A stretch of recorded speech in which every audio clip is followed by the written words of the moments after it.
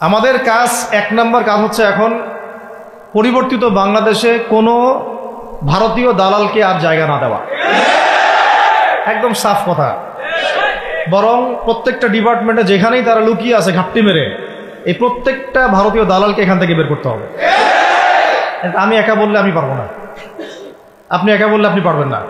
প্রত্যেকটা এই বয়ানের জায়গা, মিম্বর, খুতবা, ওয়াজ মাহফিলের প্যান্ডেল, আমাদের রাজনৈতিক দলগুলো, আমাদের ইসলামপন্থী দলগুলো যেগুলো আছে, সবার ইমারত থেকে আওয়াজটা আসতে হবে। কারণ এরা যদি আর একটা বার সুযোগ করতে পারে, না থাকবে আপনার দেহ আর না থাকবে আপনার মাথা। এখনই তো আপনাকে হুমকি দিচ্ছে, যে কোনো সময় একটা করে গুপ্ত হত্যা করবে এরা। তার আগে চট্টগ্রামে সাইফুল ইসলাম এক ভাইকে কুপায় মারা হয়েছে। এটার বিচার এখনো হয় নাই। যারা মারছে ওদের পক্ষ নিয়ে আমরা আবার সংখ্যালঘুর স্লোগান তুললাম। এ কেমন সংখ্যালঘু যে আমার ভাইকে জবাই করে হত্যা করে? হ্যাঁ, সংখ্যালঘু নির্যাতন তো হচ্ছে ভারতের এক একটা মসজিদ তারা ভাঙতেছে এখন। এটা একটা লক্ষণ। আস্তে আস্তে ওর মানচিত্র মসজিদের মতোই ভেঙে খান হয়ে যাবে ইনশাআল্লাহ। এরা যেমন অখণ্ড ভারত চায়, আমরাও অখণ্ড ভারতই চাই। আমরা চাই অখণ্ড ভারত হবে কালিমা লা ইলাহা ইল্লাল্লাহ মুহাম্মাদুর রাসূলুল্লাহ। আপনারা তো মনে করেন যে ভারত আমাদেরকে ঘিরে রাখছে, তাই না? আসলে ভারতকে আমরা ঘিরে রাখছি। এই দিক থেকে আমরা, এই দিক থেকে চায়না, এখান থেকে নেপাল, এখান থেকে ভুটান, এখান থেকে মায়ানমার, এখান থেকে পাকিস্তান, আর তার চেয়ে বাপ আছে আফগানিস্তান। আছে না আফগানিস্তান? ওদের সাথে কেউ পারছে এই পর্যন্ত? আফগানের ভাইরা নিজেদেরকে গড়ে নিচ্ছে, এখন গোছাচ্ছে। এখন কথা হচ্ছে, আমরা একটা কাপুরুষতার পরিচয় দিচ্ছি। নেপাল ওকে টাইম দেয় না, ভুটান টাইম দেয় না, মায়ানমার টাইম দেয় না, চায়না তো দেয়ই না। আর আমরা তাকে একেবারে প্রভুর আসলে বসায় রাখছি। আমরা কি দিছি? আমরা ইলিশ দেই, আমরা ট্রানজিট দেই, আমরা রেল দেই, আমরা বন্দর দেই, আমরা আর কি দেই? গ্যাস তো দেই মাশাআল্লাহ। তারপরে পণ্যগুলো তো দিচ্ছি, গার্মেন্টস দিয়ে দিচ্ছি, আমাদের প্রশাসনের মধ্যে লোকজন দিয়ে দিচ্ছি, কর্মী শ্রমিক দিয়ে দিচ্ছি। এই জন্যই তো বলি, কেন সে স্ট্যাটাস দেয় যে এই স্বাধীনতা তার স্বাধীনতা। এটাই তো আমরা কারণ। তার মানে তারা আমাদের সার্বভৌমত্বটাকে স্বীকার করে না, তাই না? তারা যদি আমাদের স্বাধীনতা সার্বভৌমত্বকে স্বীকার করতোই, তাহলে তো এরকম স্ট্যাটাস দিত না, দিত কি?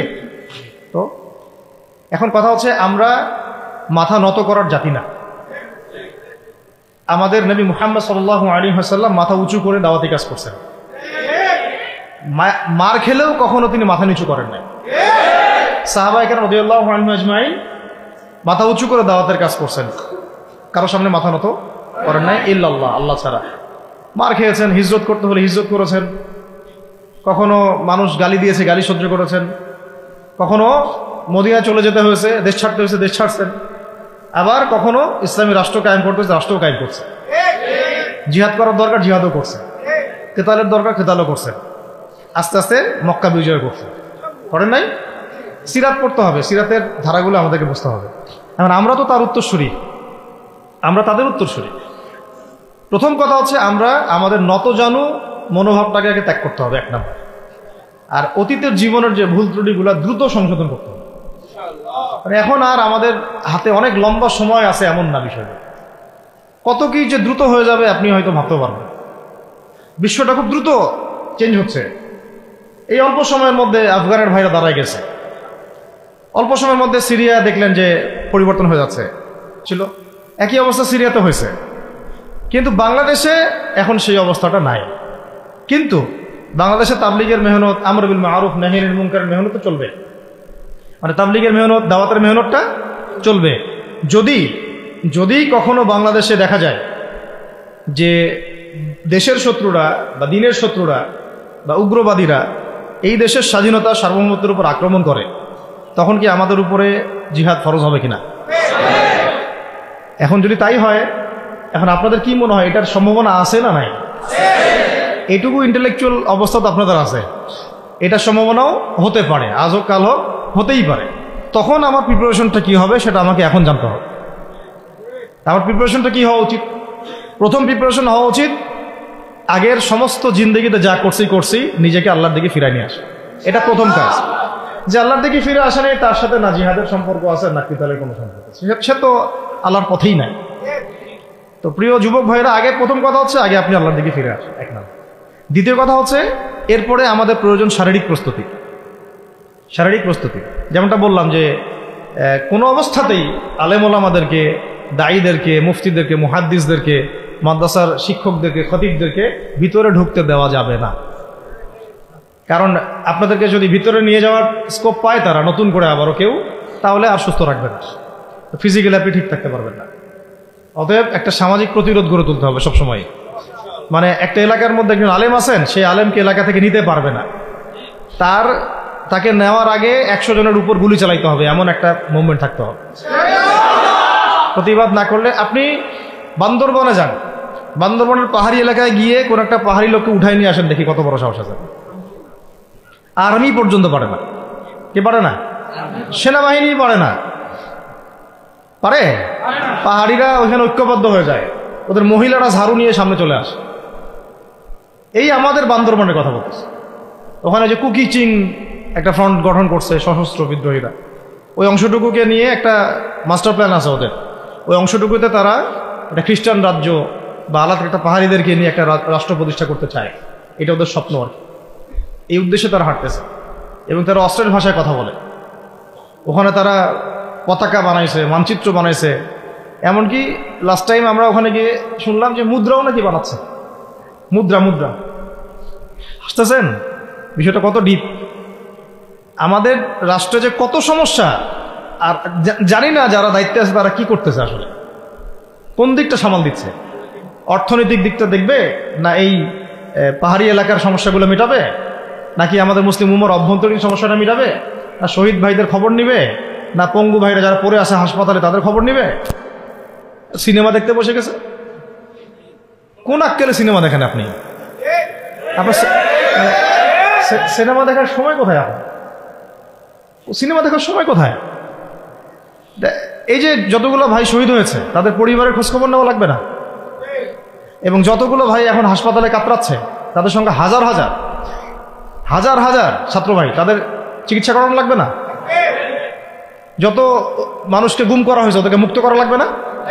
তারাও তো জানে এটা অন্যায়, এবং যারা করে তারাও বলে এটা অন্যায়। জানেন, যারা করে তারাও বলে এটা অন্যায়। এবং আমাকেও বলেছিল যে, আমি জিজ্ঞাসা করেছিলাম যে আমাকে যদি মানে প্রকাশ্য কোর্টে চালান করে দেওয়া হয় এবং জাতির সামনে বলা হয় যে আমাকে গুম করা হয়েছে, এবং এরপর যদি বলা হয় যে আমাকে গুম করার পরে কোনো রকমের নেগেটিভ কিছু পাওয়া যায় নাই তাই আমরা ছেড়ে দিয়েছি, এই কথাটা কি বলা যাবে কি যাবে না?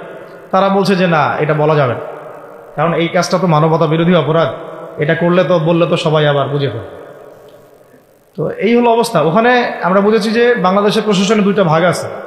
একটা ভাগ হচ্ছে মারাত্মক রকমের ইসলাম প্রিয় এবং দেশপ্রেমিক, মাশাআল্লাহ, আমরা তাদেরকে স্যালুট জানাই, মাশাআল্লাহ।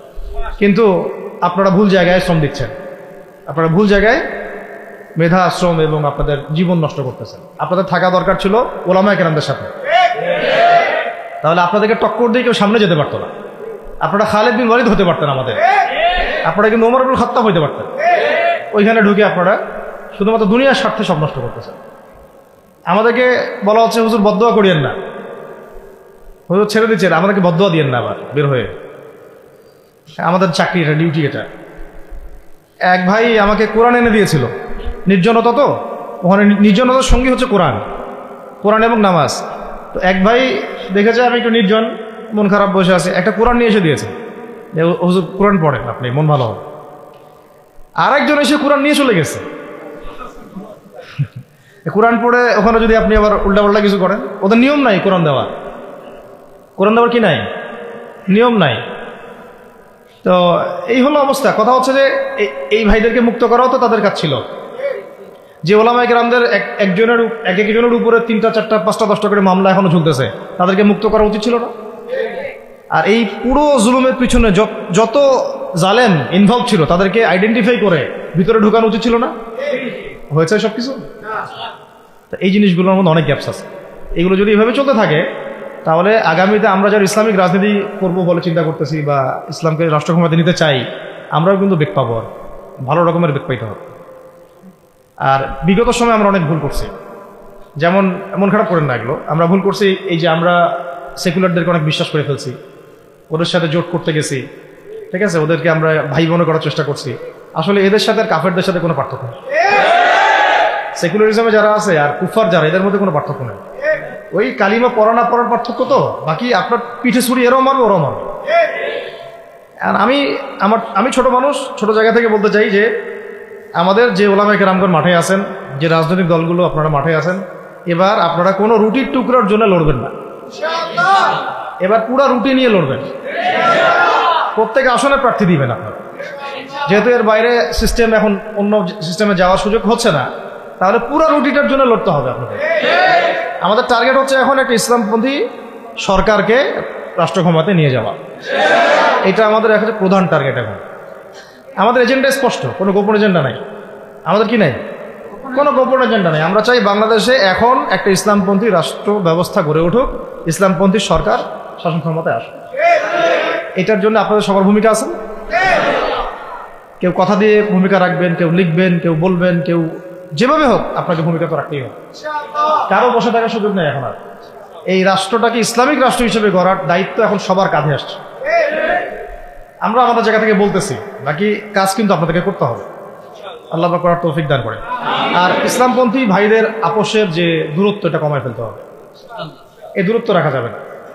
ইখতিলাফ আছে থাক, যদি আকীদাগত মৌলিক কোনো পার্থক্য না থাকে, আমরা তো ভাই ভাই নাকি?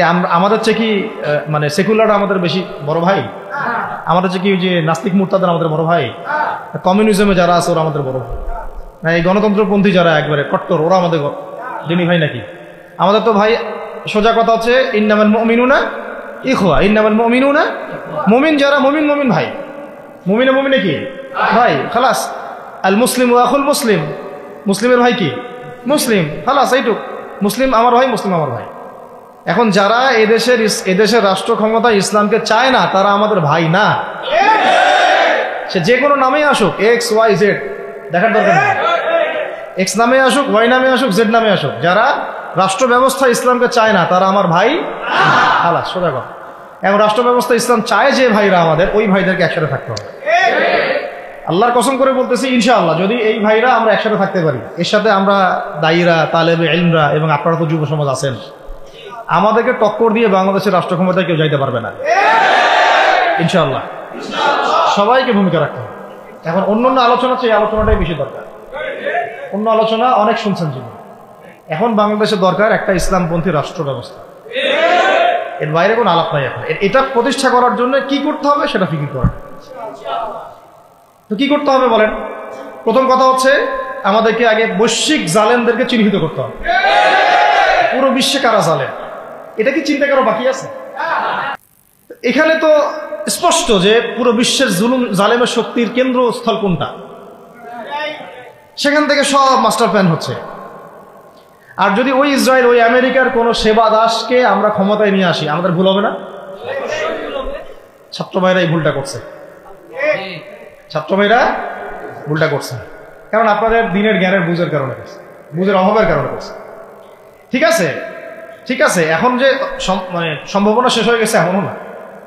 আর এখন সবাই প্রতিবাদের ভাষায় কথা বলতে পারে, একটা রেভলিউশন ঘটানোর মতো সিচুয়েশন বাংলাদেশে আছে। অন্তত পক্ষে আমাদের ভাইদের মধ্যে আমরা দেখেছি, ছাত্র ভাইদের মধ্যে সাহস তো মাশাআল্লাহ অবশ্যই আছে, ডেডিকেশন আছে, জীবন দেওয়ার মানসিকতা আছে। তাদেরকে খালি নার্সিং করতে হবে, জীবনটা যেন ভুল পথে না যায়। এখন আবু সাঈদের রক্তের উপর দাঁড়ায় যদি কোনো সেকুলার ক্ষমতায় আসে, তাহলে এটা আবু সাঈদের রক্তের সাথে গাদ্দারি হচ্ছে। এই মুগ্ধদের রক্তের উপর সিঁড়ি বানায় যদি কোনো জাতীয়তাবাদীরা আর ওই সেই গণতন্ত্রপন্থীরা, ওই ইসলামের দুশ্মনরা, ওই ভারতের দালালরাই যদি ক্ষমতায় আসে, তাহলে এটা ওদের রক্তের সাথে গাদ্দারি হচ্ছে। এই গাদ্দারির মাফ হবে না। এইটা পলাশির যুদ্ধের চেয়ে বড় মির্জাফরি হয়েছে, এটা ৭১-এর চেয়ে বড় রাজাকারী হয়েছে। আপনারা বলেন যে দেখেন, ভালো করে বুঝেন, গুম হয়েছে এক শ্রেণী, আমার কথা মন খারাপ করে না, এক শ্রেণী গুম হয়ে গেছে, এক শ্রেণী ক্রস ফায়ার, এক শ্রেণী শাপলা চত্বরে রক্ত দিছে, তাই নাই? এক শ্রেণী ওলামায়ে কেরাম মামলা নিয়ে ঘুরে বেড়াচ্ছে মাথার উপরে, এক শ্রেণীর ছাত্র ভাইরা রাস্তায় শহীদ হলো, আর এক শ্রেণীর ছাত্র ভাইরা পঙ্গু হয়ে হাসপাতালে বেডে পড়ে আছে। ক্ষমতায় গেছে কারা? নতুন এক শ্রেণী। হ্যাঁ, এবং ওখানে এমন কিছু মানুষ আছে যাদের সাথে আন্দোলনের কোনো সম্পর্কই ছিল না, সম্পূর্ণ উড়ে এসে জুড়ে বসছে তারা। তাহলে এখানে ইসলামিক রাজনৈতিক দলগুলোকে সামনে রাখা যাইতো, তাদের থেকে তো উপদেষ্টা একটাও নেয় নাই। জামাত ইসলাম থেকে একটা উপদেষ্টা নিছে কিনা? হেফাজত ইসলাম থেকে কোনো উপদেষ্টা নিছে কিনা? আমাদের চরমনায় থেকে একটা উপদেষ্টা নিছে কিনা বলেন? তার মানে রাষ্ট্র গঠনে আমাদের কোনো ভূমিকা নাই না। আমাদেরকে বুঝাইছে যে আপনারা পরে আসেন, ইলেকশন দিব, তখন আপনারা ইলেকশন লইলেন। ইলেকশন সে কবে দেয় সেটাও দেখেন, আদৌ দেয় কিনা সেটাও দেখেন। কাকে বিশ্বাস করবেন আপনি? বিশ্বাসটা করবেন কাকে? যখন মোস্তফা সরোয়ার ফারুকের মধ্যে একজন উপদেষ্টা হচ্ছে, বিশ্বাসটা আপনি করবেন কাকে? সারা জীবন মানুষকে পরকীয়া শিখাচ্ছে, তার কোন যোগ্যতায় সে উপদেষ্টা হচ্ছে? আচ্ছা, একটা কাজ করেন, এটা উপদেষ্টা করার জন্য একটা পরীক্ষা নেন না, দেখি বিসিএস এর মতো, দেখেন না এরা পাশ করে কিনা। অথবা আপনি একটা কাজ করেন, ইসলামিক সেন্সের পরীক্ষা নেন, দেখেন কোরআন তেলাওয়াত করতে পারে কিনা। কিসের ভিত্তিতে হলো? এই যে এই সমস্যাগুলো থেকে গেছে। তারপরেও যা হয়ে গেছে হয়ে গেছে। এখন আমাদের যেটা কথা সেটা হচ্ছে, আমরা তো আর কোনো বিদ্রোহে যেতে চাই না, আমরা যে শান্তিপূর্ণভাবে ইসলাম প্রতিষ্ঠা করতে। কিন্তু প্রয়োজনে যদি তারা মানে আমাদের উপর জুলুমের ভাষা বেছে নেয়, তাহলে আমরা অবশ্যই এবার প্রতিবাদের ভাষা বেছে নিব। এই জন্য সবার আগে জরুরি হচ্ছে যুবকদেরকে এক কাতারে থাকা, ইসলামপন্থী ভাইদের সাথে থাকা, ইসলামী সংগঠনের সাথে থাকা, এবং নাম XYZ যেটাই হোক না কেন, নাম XYZ হতে পারে, আপোষে ভাই ভাই হয়ে থাকা। এটাতে যদি ভাই আমরা এবার ভুল করি, আল্লাহর কসম করে বলতেছি, আল্লাহ না করুক, এরপরে যদি মায়ের আসে, না আপনি বাঁচবেন না আমি বাঁচব, কেউই না, ইনশাআল্লাহ ওই দিন আসবে না। আর আমরা যদি ইনশাআল্লাহ আজ্জা ওয়াজা যদি আমরা এটাকে মদিনা রাষ্ট্র বানাতে পারি, এই বাংলাদেশকে যদি আমরা একটা মদিনা রাষ্ট্র বানাতে পারি, ইনশাআল্লাহ কালকে গাজওয়াতুল হিন্দ হবে ইনশাআল্লাহ। ওটার জন্য রেডি আমরা। পাকিস্তানের কাছে কিছুই নাই, আছে খালি 10টা 12টা পারমাণবিক অস্ত্র, তাতেই ভয়ে কাঁপতে থাকে। চায়না খালি একটু ভয় দেখায় যে আগাইলে কিন্তু সিকিম নিয়ে নিব, আগাইলে কিন্তু চিকেন নেক গিলে ফেলবো। চায়নার ওই ছোট ছোট যোদ্ধাদের কাছে যে মাইকটা খায়, আর আমাদের এখানে দেখা যায় যে সীমান্তর মধ্যে একটা কৃষকও যদি সীমান্ত থেকে দূরেও হাল চাষ করে, ওকে গুলি করে মেরে ফেলে। ফেলা নেই, ফেলানির কথা ভুলে গেছেন আপনারা? আমাদের বন্যা, এরকম কতগুলো মানুষকে সীমান্ত হত্যা করে মারা হয়েছে। আজকে গুগলে গিয়ে সার্চ করে দেখেন কতগুলো মানুষকে বিগত 15 বছরে সীমান্ত হত্যা করা হয়েছে।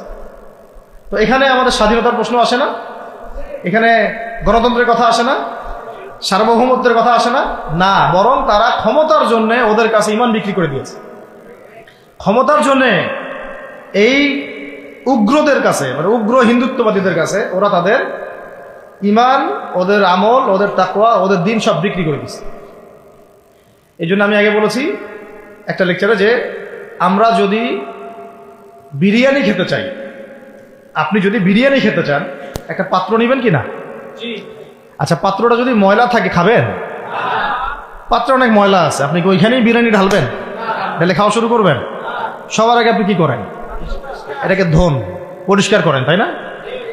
বাংলাদেশকে যদি আপনি ইসলামী রাষ্ট্র হিসেবে করতে চান, আগে এই দেশের মধ্যে যে পয়জনগুলো আছে এগুলোকে দূর করতে হবে, সমস্ত পয়জনকে ধুয়ে সাফ করতে হবে। তারপরে যে খেলাফা বা শরিয়া বা ইমারা যেটাই আসো, ইমারা এক জিনিস, খেলাফা আর এক জিনিস। আমি এক কথায় বোঝাচ্ছি ইসলামী রাষ্ট্র ব্যবস্থা। ইসলামী রাষ্ট্র ব্যবস্থা যদি ইসলামী রাষ্ট্র ব্যবস্থা তারপরে আসে, জমিন সাফ করার পরে, তখন সেটা সাস্টেইন করবে ইনশাআল্লাহ। আর যদি ময়লার মধ্যেই ইসলামী রাষ্ট্র কায়েম করতে চান, তখন হবে উদাহরণটা এরকম যে আপনি এই নোংরা ড্রেনের মধ্যে নেমে গায়ে সাবান মাখা শুরু করছেন, হাততে কোনো লাভ হবে, বরং ওই নোংরাই আপনাকে খেয়ে ফেলবে। ঠিক আছে, ডেমোক্রেটিক সিস্টেমের মধ্য দিয়ে যদি আমাদের ভাইরা ক্ষমতা যেতে পারে, যাক না, সমস্যার কিছু নাই। এটা কতটুকু জায়েজ না জায়েজ, হালাল হারাম সুন্নত, এদিকে আমি যাচ্ছি না। এবং এটা নিশ্চিত তারাও জানে এটা সুন্নত না, তারাও জানে এটা কি না, সুন্নত পদ্ধতি না। কারণ রাসূলুল্লাহ সাল্লাল্লাহু আলাইহি ওয়াসাল্লাম দাওয়াতের মধ্য দিয়ে এবং সশস্ত্র যুদ্ধের মধ্য দিয়ে মানে মক্কা বিজয় করেছেন। দাওয়াতের মধ্য দিয়ে তিনি মদিনা রাষ্ট্র কায়েম করেছেন। তারপরে মদিনা রাষ্ট্রকে বেস করে আস্তে আস্তে আরও রাষ্ট্রকে এক্সপেন্ড করেছেন। বদর, উহুদ, খন্দক, খায়বার এগুলো হয়েছে, আস্তে আস্তে মক্কা বিজয় হয়েছে। মূল ছিল আগে মদিনা রাষ্ট্রটা কায়েম করা। তো আমরা যে কোনোভাবেই হোক মদিনা রাষ্ট্রটা আমাদের কায়েম করতে হবে আগে, তারপরে ইনশাআল্লাহ তাআলা দেখবেন হ্যাঁ ওই অখণ্ড ভারত আমরাও কায়েম করবো ইনশাআল্লাহ। সংখ্যা দিয়ে কিচ্ছু না, ওদের সংখ্যাকে আমরা ভয় পাই? ওদের সংখ্যাকে ভয় পাওয়ার কিচ্ছু নাই, সংখ্যাকে ভয় পাওয়ার কিচ্ছু নাই। কারণ এই যে কোরআন, আমার সামনে যে কোরআনটা আছে এটা দেখে একটু খারাপ লাগলো, কোরআনের যে অবস্থা এটা খুব মনে কষ্ট দিল আর কি। কোরআনটা হবে চকচকা, এটা দেখে বোঝা যাচ্ছে এটা অনেকদিন কেউ পড়েই নাই। আপনাদের বাসার যদি কোরআনের এই হালত হয় তাহলে আমাদের দ্বারা দিন কায়েম হবে না। আপনার কোরআনের হালত হবে এমন যে কোরআনে এক বিন্দু পরিমাণ কোনো ময়লা নাই, প্রত্যেকদিন আপনার হাতের স্পর্শেই ময়লা দূর হয়, তখন এই কোরআন আপনার পক্ষে কথা বলবেন ইনশাআল্লাহ। ভাই কোরআনের কাছে চলে আসেন, আর দেরি করেন না, সময় নাই। আল্লাহ পাক সবাইকে কবুল করেন, আমিন। এই মসজিদগুলোকে কাজে লাগান, এখানে তালিমি বৈঠক চালু করেন প্রত্যেক সপ্তাহে। আমি যদি প্রত্যেক মাসে রংপুরে আসি, প্রত্যেক মাসে সময় দেবো ইনশাআল্লাহ। আপনারা এখানে ইমাম ঠিক করেন, খতিব ঠিক করেন এবং ওই যে টিচার ঠিক করেন, করে আপনারা কোরআন শিক্ষার ব্যাচ চালু করেন, কোরআনের তাফসীরের ক্লাস চালু করেন, তারপরে তুলনামূলক আরবি ভাষা শিখেন, মানে এগুলো শিখে নেন তাড়াতাড়ি। সময় নাই এগুলো, আমাদের হাতে সময় কম। এগুলো আজকে থেকে 10 বছর আগেই শেখা উচিত ছিল, তাই না? কিন্তু আমাদের এই সেকুলার শিক্ষা ব্যবস্থা আপনার জীবন থেকে 20 বছর কেড়ে নিয়েছে। 20 বছর পড়াশোনা করার পরে আমি চ্যালেঞ্জ করতেছি, এই যে লাখ লাখ টিচারকেও যদি আপনি কোরআন তেলাওয়াত ধরেন সহি বলতে পারেন, অথচ তারা জাতির শিক্ষক হয়ে বসে আছে। তো সেকুলার শিক্ষা ব্যবস্থাটা আমাদের জীবন থেকে পুরা ইসলামের হকটাকে নষ্ট করে ফেলছে। আপনার অধিকার ছিল যে আপনি একজন স্কুলের স্টুডেন্ট, আপনি কোরআন পড়তে পারবেন। আপনি একজন কলেজের স্টুডেন্ট, আপনি কোরআনের তাফসীর করতে পারবেন। আপনি একজন ইউনিভার্সিটি পাস করেছেন, আপনি হাদিসও পড়তে পারবেন, এবারও তো দিতে পারবেন, এরাও দিতে পারবেন। এটা আপনার হক ছিল, কিন্তু এই হকটা নষ্ট করছে কারা? এই সেকুলার শিক্ষা ব্যবস্থা নষ্ট করে ফেলছে। এখন তো কিছু করার নাই। তো এটাতে আমাদের দোষ কি? আমাদের দোষ হচ্ছে আমরাই তো তাদেরকে ভোট টোট দিয়ে উপরে উঠেছিলাম।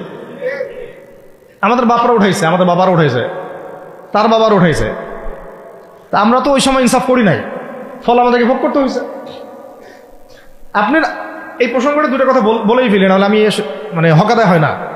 একটা মুসলিম ঘরের ছেলে, তার অধিকার নাই প্রাইমারি স্কুলে গিয়ে সে কোরআন শিখবে? আচ্ছা, আমাদের মৌলিক অধিকার কি? খাদ্য, বস্ত্র, বাসস্থান, শিক্ষা, চিকিৎসা, 5টা বলি না? তো কোরআন আমার মৌলিক অধিকার না? মুসলিম পরিবারের সন্তান আমি, কোরআন আমার মৌলিক অধিকার না? তারপর প্রাইমারি স্কুল আপনাকে শিখায় নাই, হাই স্কুল আপনাকে শিখায় নাই, এমনকি কারমাইকেল শিখাইছে আপনাকে, বেগম রোকেয়া বিশ্ববিদ্যালয় শিখাইছে, এরাও শিখায় নাই। এমনকি বিসিএস ক্যাডার হচ্ছেন কোরআন ছাড়াই, ডক্টর হচ্ছেন কোরআন ছাড়াই, ইঞ্জিনিয়ার হচ্ছেন কোরআন ছাড়াই, এমনকি শিক্ষা কমিশন গঠন হচ্ছে, ওই কমিশনের লোকদেরও কোরআনের জ্ঞান নেই। টকশোতে এসে আবার ঠিকই পটর পটর করে, কোরআনে পড়তেও পারে না, টকশোতে এসে পটর পটর করে। এই তো বিগত 10 বছর তো টকশোর বছর ছিল, খালি টকশো, দেখেন নাই? আলোচনা আলোচনা আলোচনা, একটা ন্যারেটিভ তৈরি করা হচ্ছিল, ইসলাম নিয়ে যারাই কথা বলবে এরাই জঙ্গি, এরাই মৌলবাদী, এরাই সন্ত্রাসী। হ্যাঁ, তো কিভাবে মানুষের ব্রেন ওয়াশ করা হয়েছে। আমি আসলে অবাক হয়ে গেছি এই ঘটনাতে, জুলাইয়ের ঘটনায়, যে যুব সমাজকে ধ্বংস করার জন্য তারা 20 বছর ঢেলে দিছে, ওই যুব সমাজই তাদেরকে পিটাই বের করছে। আল্লাহ পাকের কি পরিকল্পনা! আপনাদেরকে ধ্বংস করার জন্য 20 বছর ধরে তারা সিলেবাস কারিকুলাম করছে। আপনাদেরকে শরৎচন্দ্র পড়াইছে, বঙ্কিমচন্দ্র পড়াইছে, হুমায়ুন আহমেদ পড়াইছে, হুমায়ুন আজাদ পড়াইছে, হ্যাঁ শেক্সপিয়ার পড়াইছে, আর কত কি পড়াইছে। কোরআন পড়তে দেয় নাই, নামাজের স্বাধীনতা দেয় নাই, পর্দার স্বাধীনতা দেয় নাই। আমাদের বোন পর্দা করে পরীক্ষা দিতে গেছে, নিকাব খুলে ফেলা হয়েছে, কি করে নাই। কিন্তু ওই ছাত্র জনতার হাতেই পিটানি খাইতে হয়েছে। আল্লাহ পাকের দেখছেন কি একটা মিরাকেল, আল্লাহ পাকের কি মানে কুদরত, ক্যারিশমা। ঠিক কিরকম হয়েছে জানেন? ঘটনাটা হয়েছে এরকম যে ফেরাউনের ঘরেই মূসা আলাইহিস সালামকে আল্লাহ পাক বড় করছে। মাশাআল্লাহ। তো আপনাদেরকে ধ্বংস করার জন্যই কিন্তু এই পলিসিগুলো অ্যাপ্লাই করা হয়েছে। এখন যে আল্লাহ পাকের রহমতে আপনারা বিপদে যান নাই, আলহামদুলিল্লাহ। এখন যেটা আল্লাহ পাক বোঝার তৌফিক দিচ্ছেন, দেখেন আপনারা কোরআন শিখতে পারতেন, এখানে পারেন নাই। শিক্ষা কমিশনের মধ্যে কোরআন নাই। শুধু তাই না, দেখেন 360 জন এমপি মন্ত্রীকে আপনি বসায় দেন, 360 জন এমপি মন্ত্রীকে বসায় তাদের সবাইকে শুধু কিচ্ছু না, আমি বলবো খালি সূরা ফাতিহা তিলাওয়াত করতে পারে, পারলে শুধু মমতাজ পড়তে পারে নাকি? কারণ তার তো বুখারী মুসলিম সিয়াসির তার পড়া আছে, ওটা পড়া ছিল আর কি, এটা পড়া ছিল, তো হয়তো সে পড়তে পারে না, পারলে তো ভালো, খারাপ কিছু না, ঠিক আছে। তো বাকি কেউ কিন্তু পারে না। যে আমাদেরকে এখন একটা নতুন উদ্দেশ্য নিয়ে, টার্গেট নিয়ে, একটা মিশন নিয়ে আগামীকাল থেকে পথ চলতে হবে ইনশাআল্লাহ। প্রথম গন্তব্যটা কি? আমরা বাংলাদেশকে একটা মদিনা রাষ্ট্র কায়েম করতে চাই। সেটা যদি করতেই হয় তাহলে আমাকে কার আদলে করতে হবে, কার সুন্নতে করতে হবে? নবী মুহাম্মদ সাল্লাল্লাহু আলাইহি ওয়াসাল্লামের তরিকায়। এবং তার তরিকার প্রথম কাজটাই হচ্ছে আগে ইলম শিখতে হবে। কি শিখতে হবে? এই মসজিদগুলোকে কাজে লাগান, মাদ্রাসাগুলোকে কাজে লাগান। এবং 2 নম্বর হচ্ছে ইলম একা একা শেখা যাবে না। ইলম একা একা শেখা যাবে না। 20 বছর তো আপনি একা পড়াশোনা করেন নাই, প্রতিষ্ঠান ছিল, ওস্তাদ ছিল, তাই না? টিচার ছিল, আপনার একাডেমিক কারিকুলাম ছিল। ঠিক ওইরকমই দিনের ইলমও একা একা শেখা যাবে না, ওস্তাদ লাগবে। এবং আলহামদুলিল্লাহ আমাদের বাংলাদেশে ওস্তাদদের অভাব নাই আলহামদুলিল্লাহ। প্রত্যেক জেলায় জেলায় উপজেলায় সব জায়গাতেই মুহাক্কিক বরেণ্য আলেমগণ আছেন আলহামদুলিল্লাহ। আর আপনি খুঁজে বের করবেন কে মুহাক্কিক আলেম। আমি কিছু মানে তাদের বৈশিষ্ট্য বলতে পারি যে তারা নিজেকে জাহির করেন না, বিনয়ী হন, অহংকারী হন না, তারা এত বেশি আইওয়া শোডাউন এত পছন্দ করেন না, নিজেকে আড়াল করার চেষ্টা করেন, হক কথা বলতে তারা ভয় করেন না। এবং তারা অনেক গভীর জ্ঞানের অধিকারী হওয়া সত্ত্বেও অনেক বেশি বিনয়ী হন না। এগুলো দেখে আপনি চিনবেন, ঠিক আছে? আমাদের সালাফরা তো বলতেন যে মুহাক্কিক মানুষকে পাবেন 2 জায়গায়, এক হচ্ছে মাটির তলে, আরেকটা হচ্ছে জেলখানায়। ঠিক আছে? তো যাই হোক, এখন অনেক বরেণ্য উলামায়ে কেরাম আমাদের সমাজে আছেন, তাদের যে কারোর সাথে অন্তত একজনের সাথে নিসবত রাখেন, অন্তত একজনের সাথে নিসবত রাখেন, ঠিক আছে? তো এটা আমাদের সৌভাগ্য আলহামদুলিল্লাহ যে বাংলাদেশে বহু মাদ্রাসা, বহু কওমি মাদ্রাসা, আলিয়া মাদ্রাসা, অনেক ধরনের মাদ্রাসা আছে। কিছু সংকীর্ণতা বা কিছু সমস্যা আমাদের মধ্যে থাকতে পারে, এটা যে কোনো জায়গায় থাকতে পারে, কিন্তু আলহামদুলিল্লাহ এই খেদমতটুকু আছে বলেই এখন পর্যন্ত দ্বীন ইসলামকে তারা মিটাইতে পারে নাই আলহামদুলিল্লাহ। তো ইলম শিখবো 1 নাম্বার। 2 নাম্বার হচ্ছে ইলম মুহাক্কিক কোন আলেমের সোহবতে শিখবো, একা একা শিখবো না। 3 নাম্বার হচ্ছে যা শিখবো আমলে নিয়ে আসতে হবে। কি বললাম? যা শিখবো আমলে নিয়ে চলে আসতে হবে, ফেলে রাখা যাবে না। আল্লাহ আমাকে তৌফিক দেন, আপনাদের সবাইকে তৌফিক দান করেন। 4 নাম্বার সময় কাজে লাগাইতে হবে, সময় কাজে লাগাইতে হবে। কোনো অবস্থাতেই আর হেলায় ফেলায় সময় নষ্ট করবো না, আমিও করবো না ইনশাল্লাহ, আপনারাও করবেন না ইনশাল্লাহ। 5 নাম্বার হচ্ছে নিজের প্রতিভাকে খুঁজে বের করবেন। সবাইকে আল্লাহ কিছু না কিছু প্রতিভা দিয়েছেন, প্রতিভা খুঁজে বের করে ইসলামের জন্য কাজে লাগাবেন। 6 নাম্বার হচ্ছে যাদের রিজিক হালাল তাদের তো আলহামদুলিল্লাহ কোনো সমস্যা নেই, যাদের হারাম রিজিক আজকে ছাড়তে হবে। কোনো সুদের সাথে সম্পৃক্ত থাকা যাবে না, কোনো ঘুষ, কোনো দুর্নীতি, কোনো মাপে কম দেওয়া, কোনো হারামে আমি খাবো না, আমি কোনো হারামের কাছে যাব না। আর উত্তরবঙ্গের বড় বড় ফেতনাগুলোর মধ্যে এই সুদী এনজিওদের ফেতনাও আছে, কাদিয়ানিদের ফেতনাও আছে, তাই না? তারপরে আপনার এই যে ইসাই মুসলিমদের একটা ফেতনা আছে না, একটা ফেতনা আছে। তারপরে এই আপনার বিড়ি ফ্যাক্টরি, তামাক ফ্যাক্টরির এগুলা ফেতনা আছে হারাম খাওয়ার। আবার নতুন করে ইসকনের ফেতনাও উত্তরবঙ্গে দেখা যাচ্ছে। তো এই ফেতনাগুলোকে চিহ্নিত করে আপনাকে বেঁচে থাকতে হবে এবং রিজিকটাকে হালাল করে ফেলতে হবে, ঠিক আছে? এর পাশাপাশি হচ্ছে 6 নম্বর বলবো যে পরিবারগুলো গড়ে তুলতে হবে। প্রত্যেকটা পরিবার হবে একটা দুর্গ, মানে আমার পরিবার হচ্ছে আমার একটা ইসলামিক রাষ্ট্রের মতো। এই পরিবারের মধ্যে অনইসলামিক কোনো কাজ চলে না। পরিবারের মালিক কি? আমি না? এখানে কি রাষ্ট্র আমাকে হস্তক্ষেপ করতে পারবে? তা আমার পরিবার আমার কন্ট্রোলে চলবে, একদম ইসলামিক অনুশাসন অনুযায়ী চলবে, ডানে বামে নড়তে পারবে না। এভাবে আপনাকে শক্ত থাকতে হবে। 7 নম্বর হচ্ছে এখন থেকে তাবলীগের কাজ সবাইকে করতে হবে। কতটুকু করবেন? যতটুকু আপনি জানেন, যতটুকু আপনি জানেন। যেটা জানেন না ওইটা নিয়ে কথা বলার দরকার নেই। আর সমাজে কিছু ইখতিলাফি মাসালাগুলো আছে যেগুলোকে নিয়ে কিছু মানে মোটা বুদ্ধির মানুষেরা আর কি মসজিদগুলো ভাগ করে ফেলে, ঠিক আছে? এই পাল্লায় পড়া যাবে না। ইখতিলাফি মাসালাগুলো সাহাবীদের যুগ থেকেই ছিল, এগুলো নিয়ে মতবিরোধের সুযোগ নাই। এটা তার কাছে এই মাসালাটা অথেন্টিক মনে হয়, সে আমল করতেছে করুক। আমার কাছে এই ফিকহের আলোকে এটা বেশি অথেন্টিক মনে হয়, আমি এটা আমল করতেছি। এগুলো নিয়ে কোনো রকমের আর দ্বন্দ্বে যাবেন না। বরং আমরা এখন ঐক্যবদ্ধ হব কিসের ভিত্তিতে? আমরা ঐক্যবদ্ধ হব আকীদা, আমল এবং মানহাজের ভিত্তিতে। আমাদের আকীদা আহলুস সুন্নাহ ওয়াল জামাআর আকীদা থাকবে, আমল থাকবে সাহাবীওয়ালা আমল, এবং মানহাজ থাকবে আমরা সালাফদের আদলে বাংলাদেশে দিন কায়েম করতে চাই। খালাস। আর যারা দিন কায়েমের কথা বলবে না ওদের সাথে আমার ঐক্য হবে না। কি হবে? দিন কায়েমের কোনো ফিকির নাই, তার সাথে আমার ঐক্য হবে কিভাবে? তার ফিকির আছে শুধু মসজিদ নিয়ে আর অন্য কিছু নিয়ে, তার দল নিয়ে বা তার মানে আরো তো আছে অনেক কিছু আর কি, এইগুলো নিয়ে। তো ওইগুলো বাদ দিলাম। এই আমর বিল মারুফের কাজ সবাইকে করতে হবে এবং একই সাথে সবাইকে এখন থেকে প্রতিবাদী হতে হবে, অন্যায় নিষেধ করতে হবে। এলাকায় অন্যায় হতে দিবেন না আপনারা। এলাকার মধ্যে জুয়া খেলবে কেন? আপনারা প্রতিবাদী হবেন। এখানে গাঁজা খাবে কেন? আপনি প্রতিবাদী হবেন। মাদকের আকার হবে কেন? আপনারা প্রতিবাদ করবেন। এখন তো আপনি পুলিশ প্রশাসনের অপেক্ষায় বসে থাকার সময় নাই তো এখন আপনার। একজন নেককার, মুত্তাকি, পরহেজগার মানুষ প্রত্যেকটা এলাকায় থাকা দরকার। আপনাদের মধ্যে একটা জামা বা কমিউনিটি থাকা দরকার, মানে একটা অ্যাসোসিয়েশন থাকা দরকার যারা ওই এলাকাকে সংস্কারের কাজ করবে ইনশাআল্লাহ। অথবা বৃহত্তর সংগঠন যেগুলো আছে বাংলাদেশে তাদের অঙ্গ সংগঠন হিসেবে আপনারা কাজ করতে পারেন। আল্লাহ পাক তৌফিক দান করেন।